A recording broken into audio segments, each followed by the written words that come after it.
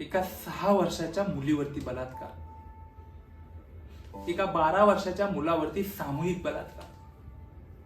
या अशा मुलांवरच्या अत्याचाराच्या घटना ऐकायला आल्या ना, किंवा टीव्हीवरती बघायला मिळाल्या ना, की एक नागरिक म्हणून, एक माणूस म्हणून आणि एक पालक म्हणून काळजी वाटते, भीती वाटते, राग देखील येतो.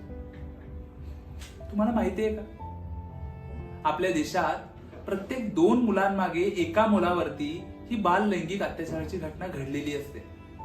म्हणजेच 2007 ला आपल्या सरकारने जाहीर केलेल्या आकडेवारीनुसार भारतातल्या बालकांवरती 2-1 म्हणजे 2 पैकी एका मुलावरती अत्याचार झालेला आहे किंवा तो त्या अत्याचारांना बळी पडतो.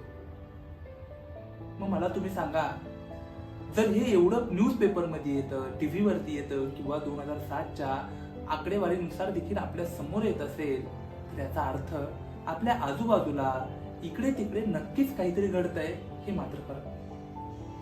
मग माणूस म्हणून, एक नागरिक म्हणून किंवा एक प्रौढ व्यक्ती म्हणून याकडे आपण लक्ष देणार आहोत की नाही?